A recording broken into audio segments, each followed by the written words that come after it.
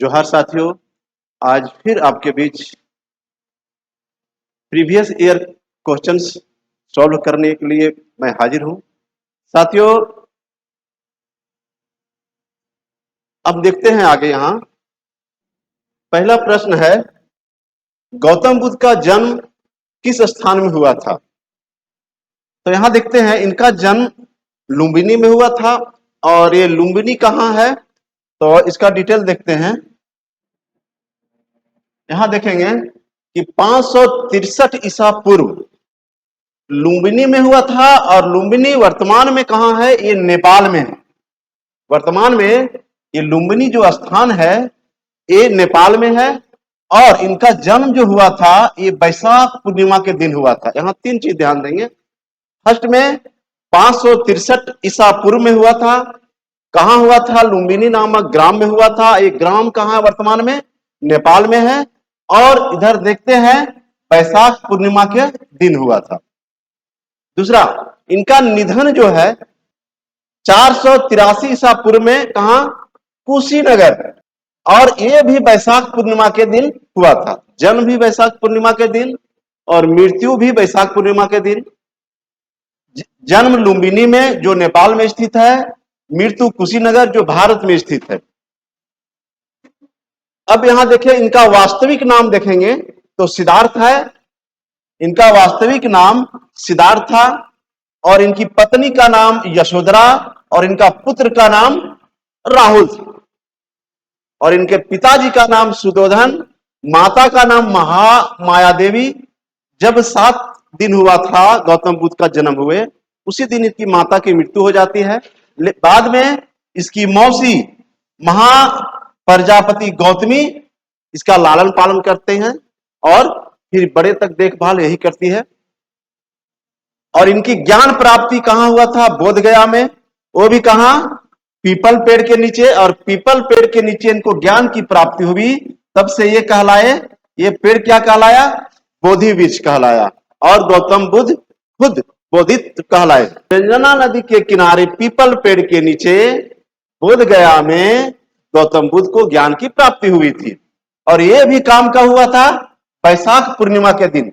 यहां तीन चीज ध्यान देंगे, यानी इनका जन्म, इनकी मृत्यु और ज्ञान प्राप्ति तीनों बैसाख पूर्णिमा के दिन होता है। इसलिए बौद्ध धर्म में बैसाख पूर्णिमा को बहुत अच्छा दिन माना जाता है, शुद्ध दिन माना जाता है। क्योंकि गौतम बुद्ध का जन्म, मृत्यु और ज्ञान प्राप्ति तीनों ये जो हुआ है बैसाख पूर्णिमा के दिन हुआ। ये भी प्रश्न पूछता है कि किस दिन हुआ था?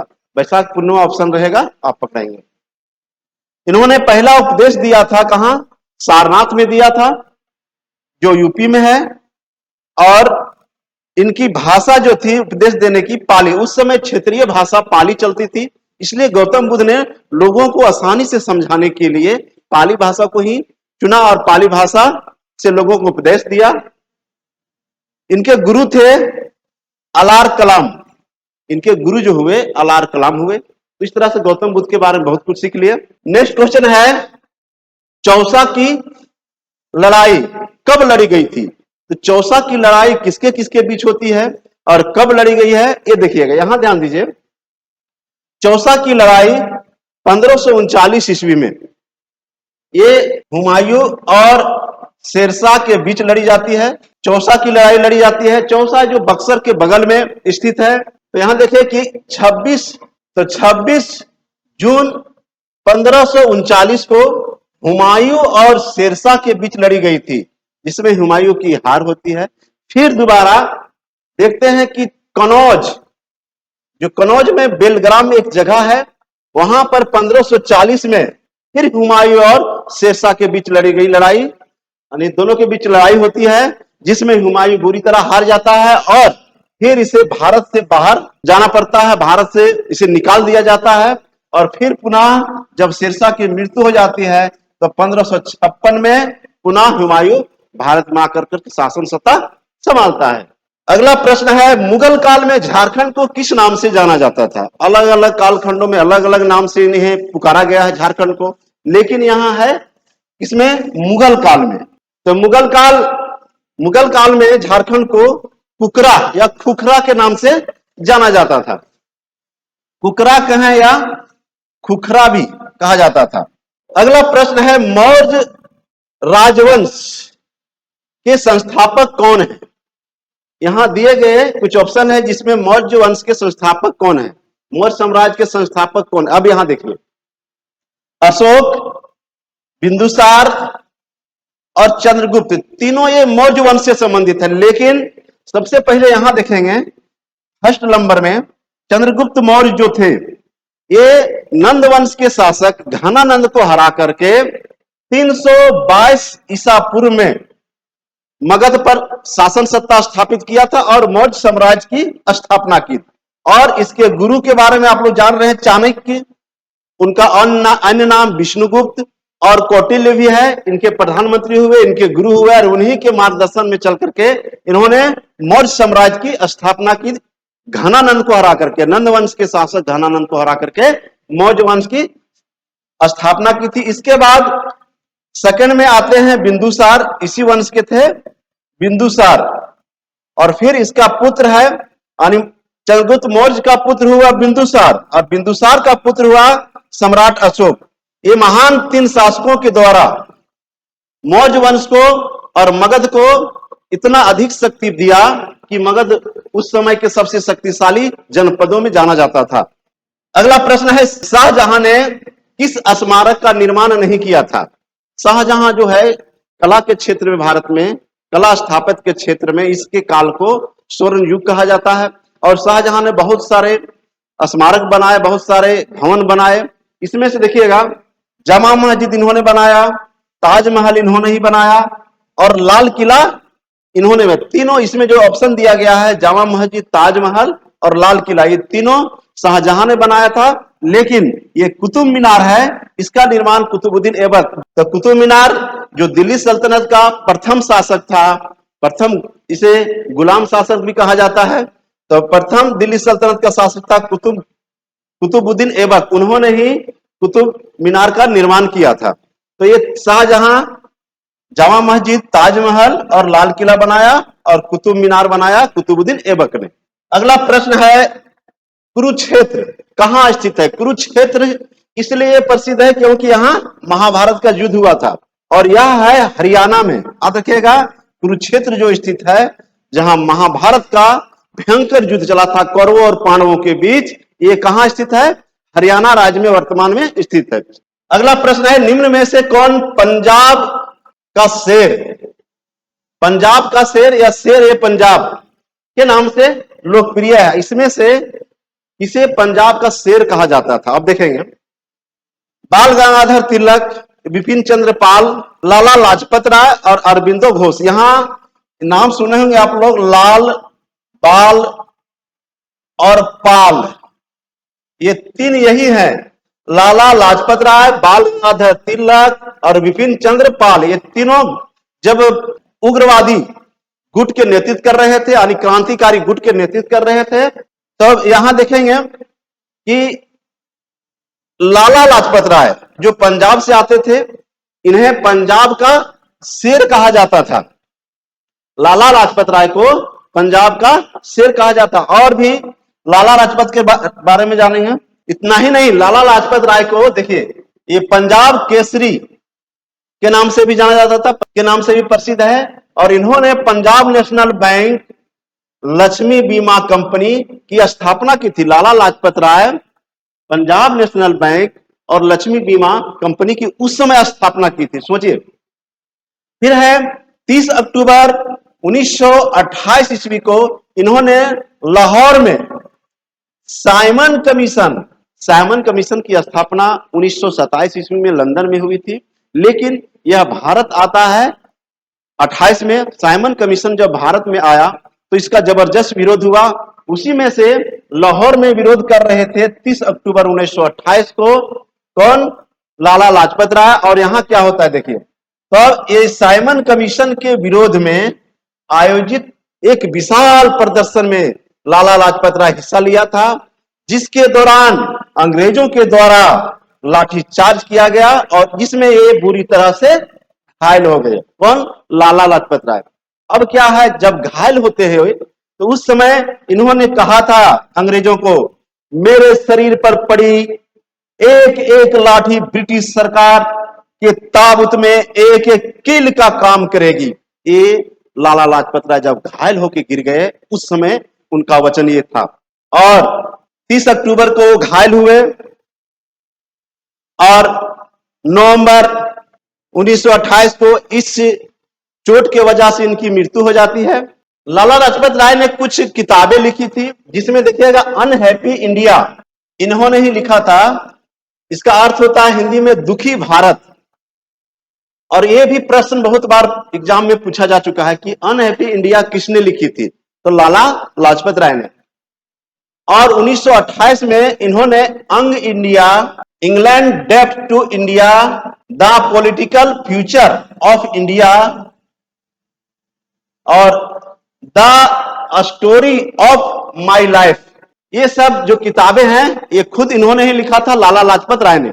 और इतना ही नहीं, ये जो है कि the story of my life, ये इनकी आत्मकथा है।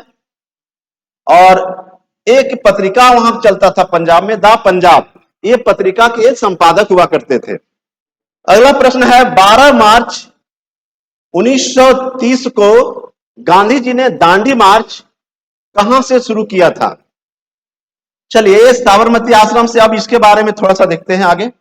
जब गांधी जी 1915 में दक्षिण अफ्रीका से भारत आए, इनके गुरु गोपाल कृष्ण गोखले ने कहा था कि गांधी तुम पहले भारत का पूरा भ्रमण करो, भारत की स्थिति से अवगत हो, उसके बाद यहाँ के आंदोलन के बारे में सोचना। वैसे गांधी जी के राजनीतिक गुरु बाल गंगाधर तिलक को माना जाता है, क्योंकि बहुत सारे राजनीतिक विचार को गांधी जी ने बाल गंगाधर के सिद्धांतों को अपनाया। राजनीतिक जो विचार थे बाल गंगाधर तिलक के ही इन्होंने अपनाया था, इसलिए बाल गंगाधर तिलक भी इनके राजनीतिक गुरु माने जाते हैं। वैसे गोपाल कृष्ण गोखले इनके गुरु माने जाते हैं। लेकिन जब गांधी जी ने भारत आया, घूमने के क्रम में, पूरा भारत के घूमने के बाद 1917 में गांधी जी साबरमती आश्रम की स्थापना की। तो यहां देखेंगे कि दांडी मार्च, जिसे लवण सत्याग्रह भी कहा जाता है, नमक मार्च भी कहा जाता है और दांडी सत्याग्रह के भी नाम से जाना जाता है।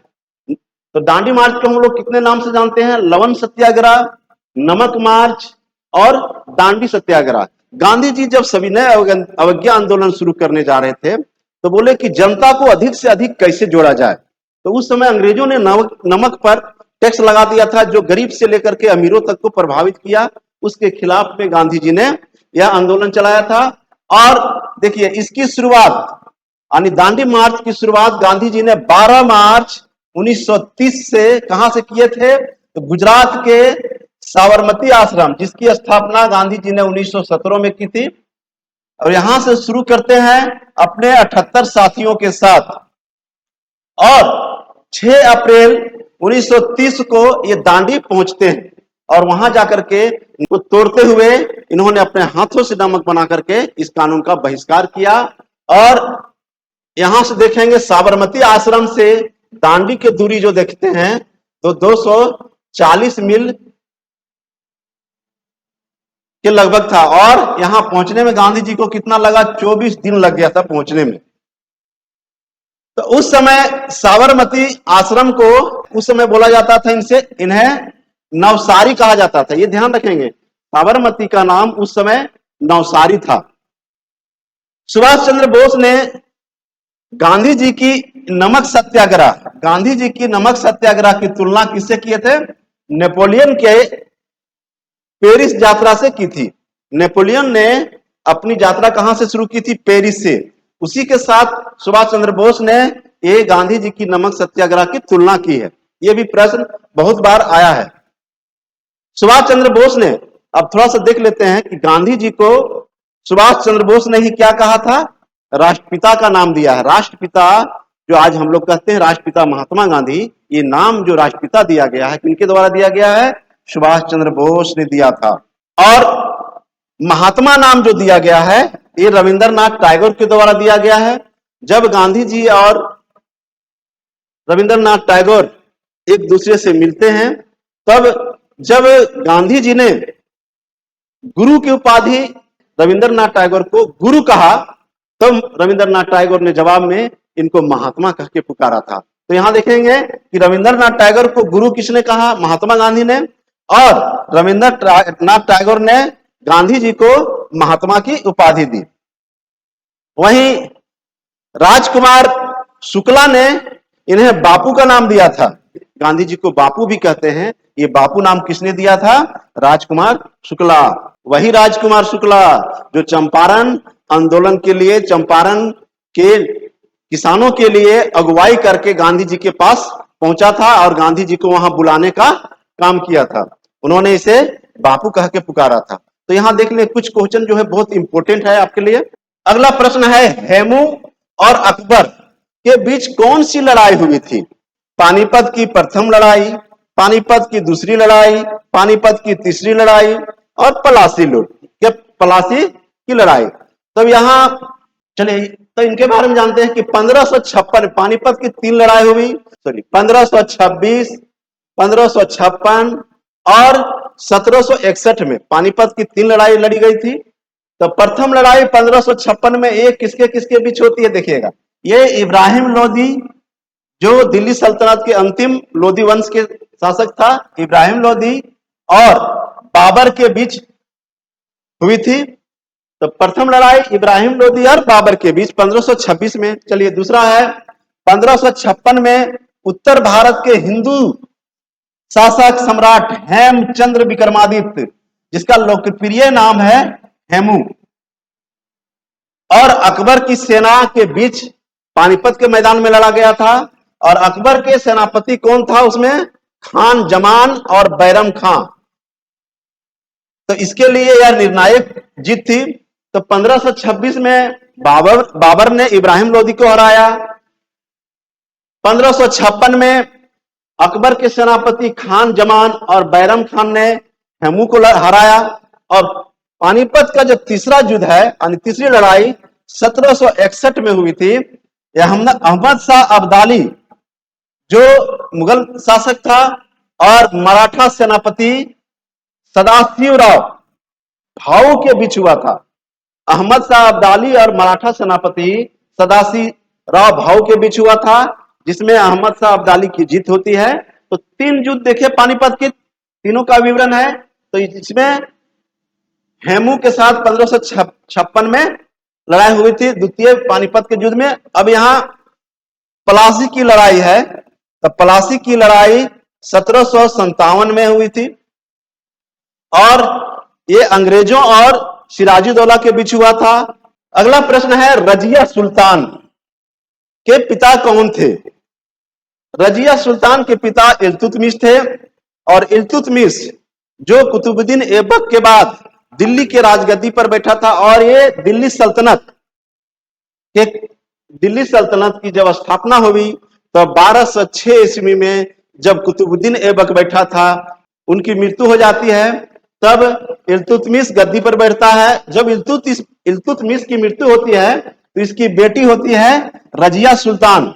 और रजिया सुल्तान ही दिल्ली के प्रथम महिला शासिका के रूप में विराजमान होती है। यानी रजिया सुल्तान जो भारत में प्रथम महिला शासिका के रूप में जानी जाती है, दिल्ली की गद्दी पर बैठने वाली प्रथम महिला शासिका कौन हुई? रजिया सुल्तान, और जो इल्तुतमिश की बेटी थी। अगला प्रश्न है, स्वतंत्रता सेनानी का नाम जो हसरत के नाम से कविता लिखता था, एक तरह से यहां देखते हैं अशफाक उल्लाह खान। अशफाक उल्लाह खान अपनी कविताओं में अपना उपनाम हसरत लिखते थे।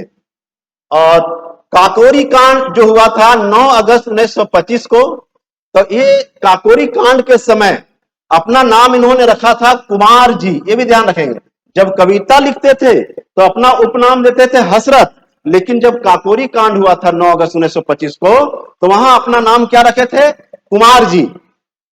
और 19 दिसंबर 1927 को यही काकोरी कांड को लेकर के इनको फांसी की सजा दी गई थी। अगला प्रश्न है, जालियांवाला बाग नरसंहार कब हुआ था? जालियांवाला बाग नरसंहार 13 अप्रैल 1919 को हुआ था जालियांवाला बाग नरसंहार। ये 13 अप्रैल 1919 को हुआ था, जो पंजाब के अमृतसर में स्थित है।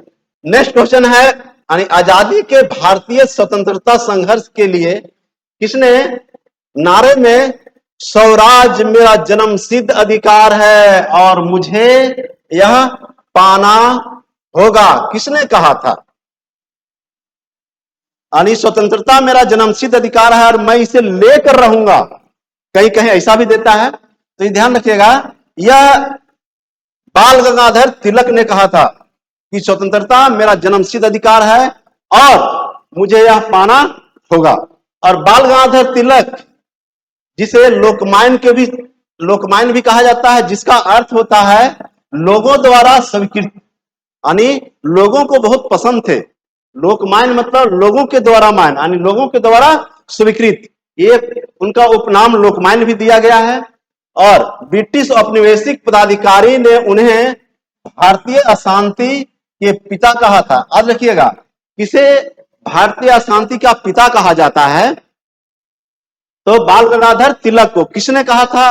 अंग्रेज यानी ब्रिटिश पदाधिकारियों द्वारा ये कहा गया था। उनकी मृत्यु 1 अगस्त 1920 को मुंबई में हुई थी। जब गांधी जी ने 1 अगस्त 1920 को असहयोग आंदोलन की शुरुआत की थी, उसी दिन इस नेता की मृत्यु हो जाती है। प्रश्न भी आता है कि जब असहयोग आंदोलन की शुरुआत हुई थी, उसमें किस स्वतंत्रता सेनानी की मृत्यु होती है? तो वो थे बाल गंगाधर तिलक। इंग्लिश में ये मराठी, और मराठी में एक केसरी नामक दैनिक समाचार पत्र लिखते थे।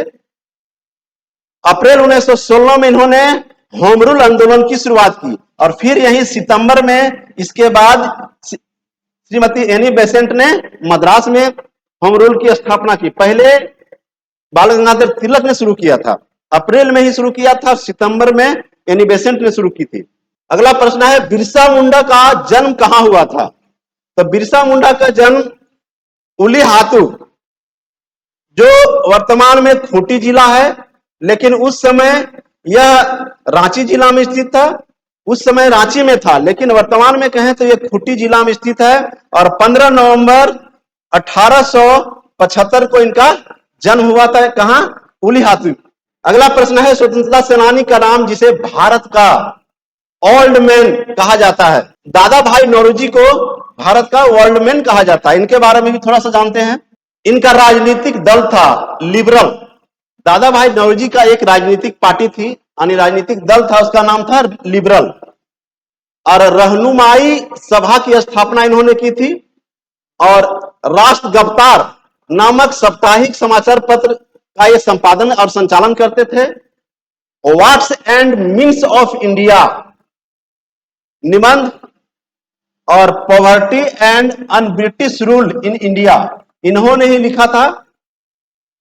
इस पुस्तक में यानी poverty and un British rule in India में सर्वप्रथम इन्होंने आर्थिक विकास की अवधारणा को प्रस्तुत किया था। भारतीय राजनीति का इन्हें पिता कहा जाता है। भारतीय राजनीति का इन्हें पिता भी कहा जाता है। 1886 और 1906 में ये इंडियन नेशनल कांग्रेस के अध्यक्ष पद पर रहे और धन निष्कासन का सिद्धांत सबसे पहले इन्होंने ही दिया था। अगला प्रश्न है, सिंधु घाटी सभ्यता की अवधि क्या थी? वैसे सिंधु घाटी सभ्यता को अनेक नामों से जाना जाता है और इसे कांस्य युग कहा गया, क्योंकि लोहे के बारे में सिंधुवासी नहीं जानते थे। कॉपर युग इसे नहीं कहा जाता क्योंकि कॉपर का विकास बहुत पहले हो चुका था और कॉपर और टीन को मिलाकर के कांसा बनाया जाता था, जो सिंधु घाटी सभ्यता के लोग इसमें माहिर थे, इसलिए इसे कांस्य युग की सभ्यता कही जाती है। धन्यवाद, फिर नेक्स्ट वीडियो में मिलते हैं।